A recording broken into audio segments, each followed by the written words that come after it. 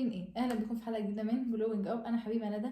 بما ان فاضل اسبوعين بس على رمضان، كل سنه وانتم طيبين. حبيت اقول على كذا حاجه ممكن نعملهم قبل رمضان وفي رمضان، وان شاء الله يكملوا معانا بعد رمضان علشان ناخد الاجر. رمضان ده بصراحه انا مقرره ان شاء الله ان انا مش عايزه افضل اعمل عبادات اول يومين بكامل طاقتي واعمل كل حاجه، وفي الاخر على التالت رابع يوم الاقي نفسي ما بعملش اي حاجه، او ان انا اعمل كل رمضان واجي بعد رمضان خلاص من اول يوم عيد ما اشوفش الحاجه العبادات دي تاني. فجبت كذا حاجه كده، نظمت كلامي وجاي اقول لكم ممكن نعمل ايه.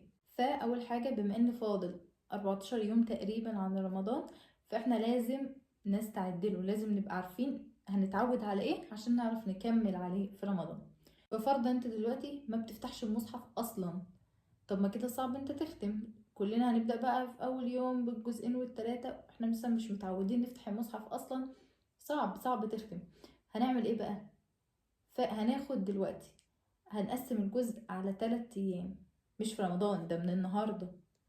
هنقسم الجزء على 3 ايام، ده بالنسبة للناس اللي ملهاش ورد حتى ما بيفتحوش المصحف، انما الناس التانية ممكن تزود عادي. وبعدين بعد كده هنقسم الجزء على يومين، فكده 5 ايام. وبعد كده بقى ايه؟ هنفضل ناخد الجزء في يوم، تمام، ونكمل بقى على كده مثلا لمدة يومين 3، هنكون اتعودنا على موضوع الجزء في يوم ده. كده هيتبقى معانا اسبوع تقريبا. هنعمل فيهم ايه؟ هنبدأ نزود شوية، ممكن ناخد جزء وحزب، جزء وشوية، لحد ما نوصل لجزئين في اليوم ونستمر عليهم لحد رمضان، وندخل بيهم رمضان بقى ايه؟ جزئين في اليوم جزئين في اليوم. احنا اصلا متعودين على فتح المصحف، وعلى نص رمضان ممكن تقدر تزود اكتر من كده كمان ان شاء الله. كده انتهينا من ان احنا عايزين نختم القرآن ان شاء الله في رمضان ونكمل بعد رمضان. ما تسيبش المصحف وتكمل بورد ان انت بادئ من قبل رمضان واخد رمضان، ونكمل بقى. بالنسبة لحوار الصلاة، لازم من دلوقتي بالنسبة للشباب، بما ان هما لازم يصلوا في الجامع، لو حد فيكم مش بيروح المسجد او مش بيصلي في الجامع، لازم من دلوقتي تبدأ كل يوم الصلوات كلها في الجامع، كل يوم، عشان من اول رمضان اصلا هيزيدوا، وهيبقى في كمان فوق صلاة في الجامع في قيام وكتير طبعا، فاهمين. فلازم من دلوقتي الصلاة كلها في الجامع.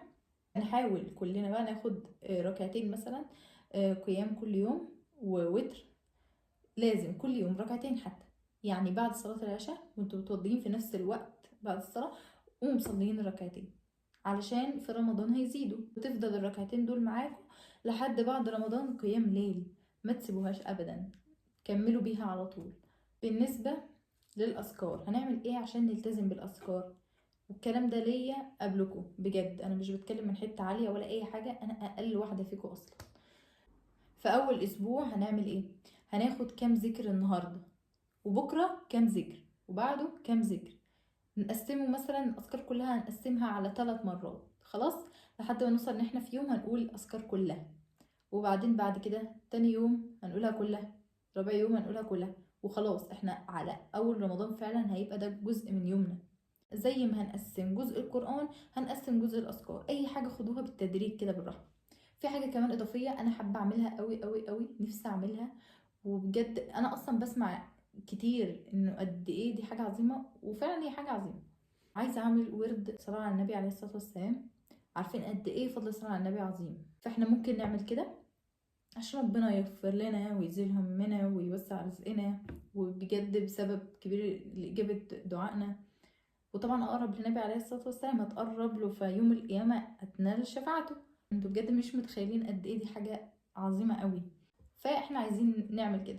هنعملها ازاي؟ هتحدد عدد معين انت عايز تعمله كل يوم، على حسب بقى مثلا مقدرتك. انا سمعت ناس بتقول 1000 كويس، هو ممكن فعلا نعمل 1000، بس ممكن نتدرج فيها زي ما تدرجنا في اي حاجه قبلها لحد ما تبقى حاجة أساسية في يومنا واحنا ماشيين. يعني احنا بنعمل، مش لازم مثلا تقعد كده. قلنا معظم الحاجات، وانا هنا بكلم الناس اللي زي اللي هي على قدها تعمل حاجات بسيطة، انما الناس طبعا اللي ربنا مبارك لها وبتعمل اكتر من كده زودوا، اكيد زودوا.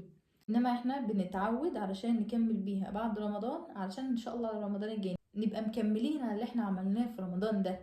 لو ان شاء الله ربنا كتب لنا عمره بقى لنا رمضان جاي، نبقى نكمل على ده ونبقى احسن واحسن لو ده اخر رمضان لينا لازم كلنا نعتبر كده عشان نعمل اقصى حاجة عندنا، يبقى نحاول نكسب في رمضان ده. وطبعا طبعا لازم تبقى عارف من جواك انك عمرك ما هتعرف تعمل ده من غير اعانة ربنا ليك. لو قعدت 5 ايام مثلا تعمل كل حاجة 10 ايام، ما تحسش ان انت جامد ومفيش منك وان انت هو انا جامد اهو بعرف اعمل كل حاجة، انا بس اللي كنت مكسل. لا، هو ربنا عينك دلوقتي فانت بقيت بتعرف تعمل ده، فما تحسش انك جامد، هو ربنا بيعين. تاني حاجة عايزة اقولها مهمة وهي عبادة طبعا، استحضار النية. احنا معظمنا عندنا دراسة في رمضان، فخلينا مثلا نروح الجامعة بنية خالصة لوجه الله كده، ان احنا رايحين نتعلم لوجه الله. اي ست بتطبخ في بيتها لازم تحتسب ان ده افطار صائم لوجه الله. اي راجل بيشتغل مش بس نيته لازم تبقى ان هو بيجيب فلوس، لا، لازم يكون نيته السعي للرزق وانه يفيد الناس، يعمل شغله ويعمل شغله بضمير واخلاص عشان ياخد ثواب العبادة دي. واي عمل بقى حتى لو هتجيب كوبايه ميه اعتبرها عباده. وطبعا ما ننساش ندعي ان ربنا يعيننا على العبادات دي كلها، عشان احنا عمرنا ما هنعرف نتحرك بس خطوه من غير اعانه ربنا لينا. اخر حاجه عايزه اقولها بالنسبه مثلا للناس اللي بتتابع مسلسلات، لان دي من اكتر حاجات اللي بتخلينا نتشتت عن العباده وكده. انا قررت السنه دي ان انا مش هتابع مسلسلات خالص. ايه اول خطوه هعملها؟ اول خطوه هي اني مش هتفرج على اعلانات. مش هتفرج على الاعلانات عشان ما تشدش، مش اسمع قصص لما حد يجي يحكي قصة مسلسل هيجيلك فضول ان انت تتفرج. ما تحاولش تعرف مواعيد المسلسلات ايه، ما تتابعش لقطات من على فيسبوك، لان الحاجات دي طبعا يا جماعة بتشدنا كلنا، فاحنا لازم نبعد عنها علشان ما نحاولش اصلا نطلع على ده.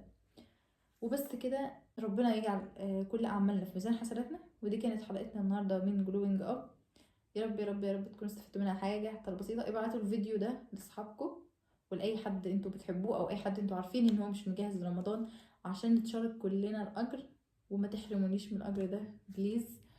وبس كده، سلام.